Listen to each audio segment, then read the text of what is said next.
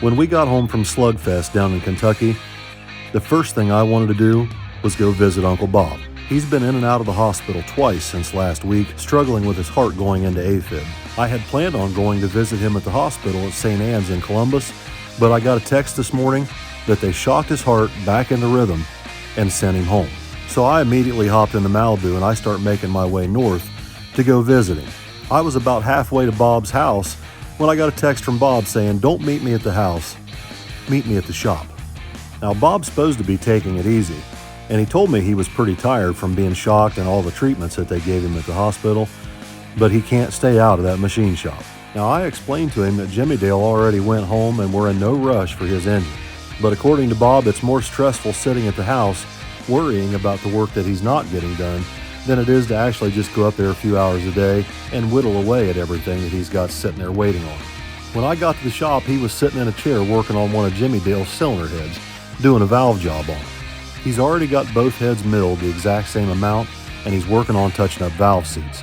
He's already got the block bored and honed, and the main bearings and the crankshaft installed so we can slide a piston and connecting rod down in it to measure the deck height so we can deck the block and set deck height at 0.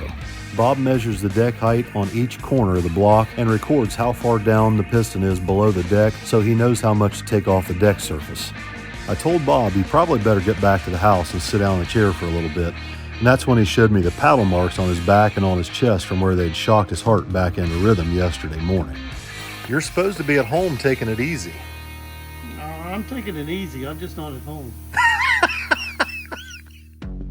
While I'm up visiting with Bob, Uncle Buckwheat's at the junkyard getting some parts to fix my dually and Vicky's Suburban. Her steering column's got something wrong with it after Jeremy tried to fix the shifter cable, and I needed some hood hinge springs for my dually. While Jeremy's working on that, Kenny, Rob, and Billy are working on putting head gaskets on the Phantom GT giveaway Mustang. I, on the other hand, went to Jegs with the Malibu to pick up some parts for Uncle Bob. Traffic was backed up everywhere and I was late getting to the store. They actually had to let me in just to buy my parts. Sorry for keeping you here late. No worries. I turned and burned and headed back to the house, and by the time I got there, the kids had already gotten the head gaskets finished up on the Mustang, and according to Billy, the car runs a lot better. So anyway, that brings us to Wednesday. The first thing on my agenda was getting the Malibu cleaned up after all that driving I did with it yesterday. I've got a lot of errands to run today and I don't have time to do it by hand. So to get the bird shit and all the bugs off the windshield, I just run to the car wash real quick before I head down to see Mark in Buckeye Lake to pay my parts bill. Now, as luck would have it, when I walked into the store, Mark's busy at the counter talking to somebody on the phone. Guess who? What do you got on the phone there? Oh, who do you think? Buckwheat. Yes. What's he screwing up now? Oh, he broke something else, I think. What'd you break? What did he break? Faulty parts. Faulty parts? When he took Vicky's Suburban apart to replace the shifter cable, he broke something else in the steering column, and it's been a total fiasco trying to get it fixed and put back right. What'd you break now? Nothing, it's all good, but the key switch is worn out. I was going to put a new tumbler in it. Now, it just so happens there wasn't anything wrong with the key switch before he messed with it. So while that fiasco's going on back at my shop, I head north again through Granville to go up and see Uncle Bob and drop off all these parts I picked up for him yesterday and at Jegs. It took me a little bit longer than normal to get up there because spring has finally sprung and everyone's getting ready for planting season or gardening season. And little did I know that I was just a couple hours away from spring fever derailing my plans for this afternoon. Regardless, I was enjoying my trip up to see Uncle Bob through the countryside, but I didn't make it up there in time to get lunch with him. So instead of going to B-Dubs with Uncle Bob and Terry from EPW, it was gas station pizza day for me. I hung out with LT and did some editing while I waited on Bob and Terry to get back. Now Terry here is a district salesperson for Engine Parts Warehouse, and he travels all over Ohio, Kentucky, and Indiana, dropping off parts to all these little machine shops like Bob's. Well, how are we today? We're cheerful today. Fat and sassy? Fat and sassy. So I brought you a new balancer. I got you 2 sets of head gaskets, whichever set you want to use. Billy picked up 2 sets. I got the rear main seal for a line board block. Yep. And the valve seals that you requested. I'm not sure what the difference is in those head gaskets. I think it's bore diameter. These are Kinetic. Yeah. So that's what you were going to put back on. You weren't going to put your other gaskets on there. No, can't get them right now. Oh, is that right? Yeah, they're out of stock. Okay. As I was standing there talking to Bob, spring fever struck my phone. I was summoned to a tulip patch by my wife and had to explain it to the guys. Lucky you. Yeah, lucky me. That's probably the only place better than the hospital. That's probably correct. Do what you got to do, bro. Oh, no, keep her happy. You got to go. You're right. Now, I noticed on my way up through Granville earlier today there was a flurry of activity surrounding Timbuk Farms. A lot of traffic backed up, people coming in and out of this place, because this year they planted 300,000 tulips and they're all in bloom, which is a major attraction for my wife and evidently everyone else's wives as well. I look at those 300,000 tulips planted out in that front field as bait. And once they get these women in there, the fleecing begins. I can't put this on my channel. It's gonna cause a riot.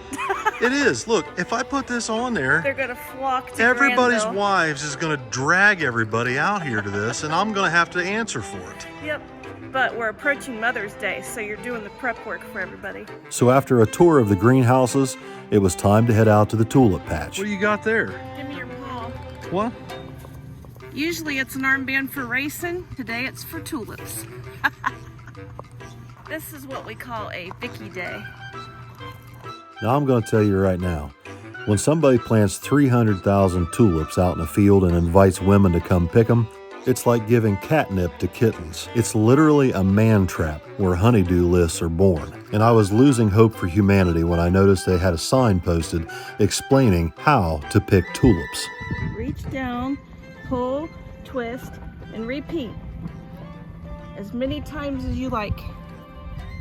We timed that just right. I pulled in right behind you. Yeah, by the grace of God. Yeah. So what's the idea here? You're going to pick these things and replant them? No, you take them home and put them in a vase. You're killing them. Are you serious? Just drive up here once a week and look at them. They only last for like a week or two and then they're gone till next year. So you gotta enjoy them and put them in a vase. She's killing them. And at that moment, she hatches a plan to kill one of the most beautiful tulips in each row. I'll just get one from every row. Is that okay? So now I'm calculating exactly how long this fiasco is going to take to run its course. Instead of openly voicing my concerns, I start to calculate how many rows are out there and compare that number to the size of the bucket she's got and how many tulips she can fit in it. Based on my calculations, this is only going to take about 15 minutes. It took us more time walking from the parking lot to the tulip patch than it did for her to actually fill that bucket. You got what you want? Yep. We ready to go? Yep. Thank you. If you're one of the unlucky souls that get drugged to this place, just know they're $1 a piece. $20 and I'm a happy lady. While I was being drugged through the tulips up at Timbuk Farms, back at home the kids have got a little surprise waiting on me. Oh boy. I remember this smell. Having some flashbacks in here. It's been probably 4 years since I sat in this car. Maybe more. Feels awesome. Can't wait to get it running again. I think the last time Billy actually drove my Nova was at this no prep race over in Berkeley Springs, West Virginia. At the time, the Nova had a 421 small block in it, basically the same engine that's in my Malibu right now, with 2 nitrous kits on it. So needless to say, I was pretty shocked when I pulled in the driveway and saw the boys out there cleaning the car up. Now, Billy and Tommy have been talking about doing this for quite a while, but now they're actually going to pull the trigger and do it, which I didn't think would ever happen. This car's been parked for a long, long time. We put it back together for a short time with that 421 with the 2 nitrous kits on it, and I think the car may have gone 580 or 590 on the only pass we ever made front side with both kits turned on.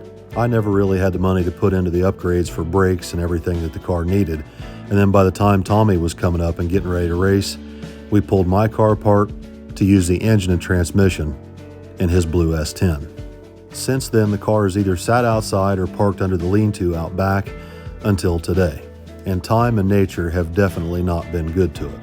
The car needed a lot of sheet metal work 30 years ago the last time I had it painted, and I didn't have money for sheet metal then, so we patched everything as best we could. For right now, the boys just want to get an engine put down in the car and get it running using leftover parts off Billy's S10, including his old hot and cold side for the twin turbo kit.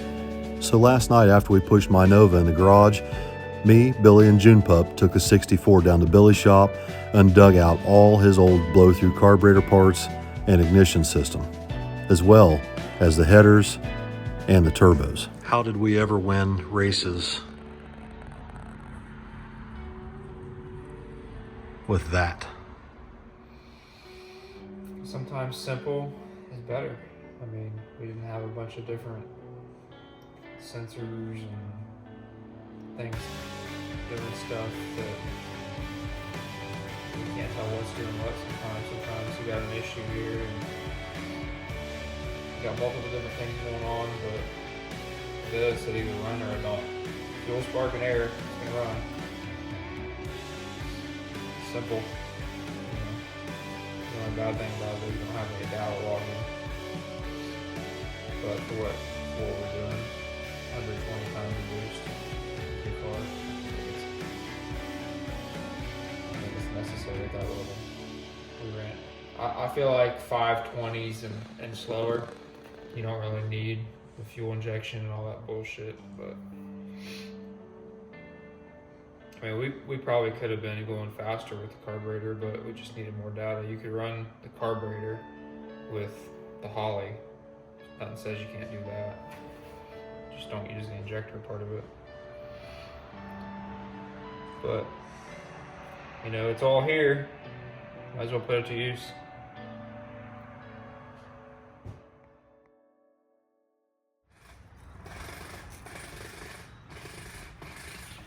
All right, welcome back, everybody. It's Thursday morning, and I wasn't expecting this Nova project to take off. That was a surprise. We've got the Nova in the shop, but we need to get it back out.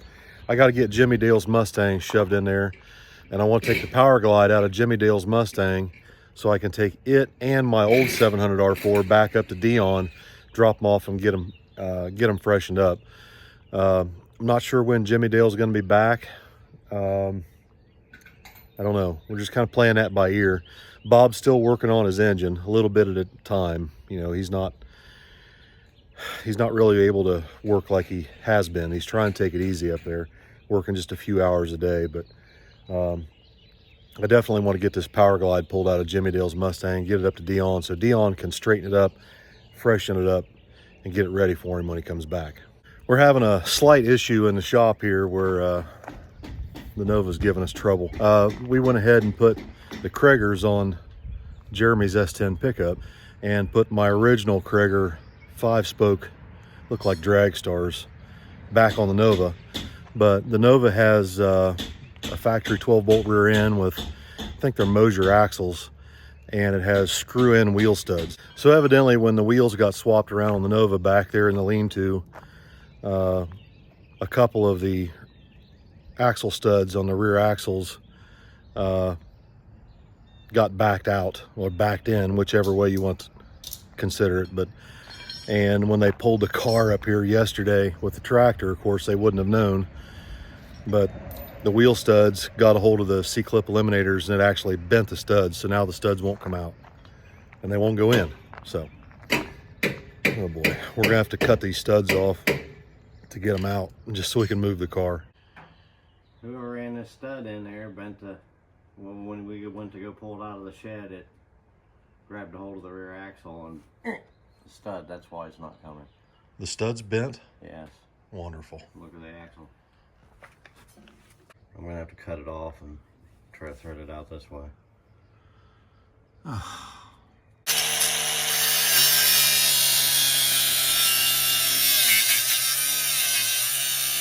So anyway, we're going to get started on this Nova project, I guess. I wasn't prepared for that. I mean, we've been talking about it, but I really didn't think that the kids would actually do it, but they're doing it. So for right now, we're just going to put this little 355 together in the car. It's just well, basically this whole thing is just all of our junk parts that have been taken off and left over, and including the engine. The engine is the small block that was in the 55 Chevy, and then it was in Kenny's Camaro for a while, and Kenny's swapping his car out to a 6-liter LS and giving me my engine back. So we've got this spare 355. It's actually 357. We've got this spare 357 laying around, and we've got a hot side and a cold side, and we've got blow through carburetor, we've got the ignition system, we got all this stuff that we took out of Billy's truck, and it's not doing anything. So here we go. We're gonna see what a stock bottom end, basically cam, heads, and intake 355 or 357, 350 small block Chevy can do with a pair of BorgWarner S366 turbos and a 750 blow through carburetor. That's what we're putting in the Nova. So should be interesting. I'm sure it'll run plenty good. That motor in Kenny's Camaro through little tiny exhaust system went like 1120 to 122 miles an hour on like 150 shot of nitrous. The motor actually runs really good. It ran good in the 55, but I'd say the car probably, I don't know. You know, I really don't know what it'll do. I don't know what the bottom end will hold. It's a stock rod, cast crank, 4-bolt main 350. Should be interesting. I hope you guys enjoy it. It's going to be kind of a neat project to get my car back on the road. We're going to have to do some upgrades on brakes. The car still has drum brakes all the way around. I'm going to reach out to our friends at Strange and probably get some brakes coming for it. Put disc brakes all the way around it. Definitely going to have to upgrade the front suspension. It's got stock springs and stock spindles and stock. I think it's got like Comp Engineering 3-way adjustables on the front. It's got Comp Engineering 3-way adjustables on the back. So I'll get a hold of the guys over at Viking, get some shocks coming for it. But this is going to be quite a project, and it definitely needs some body work, and it's definitely going to need painted. But anyway, guys, thanks for watching. I hope you enjoyed the video, and I hope you enjoy what we're about to do to my old Nova. We're bringing it back.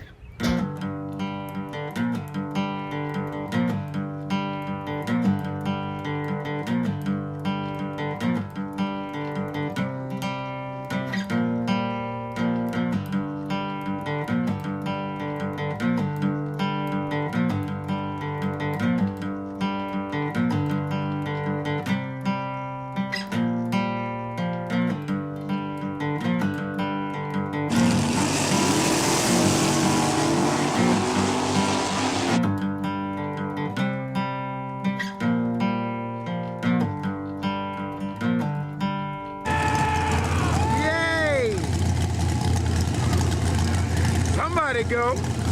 There we go. All right, Bill. What you gonna do, baby? Show you the man. Play.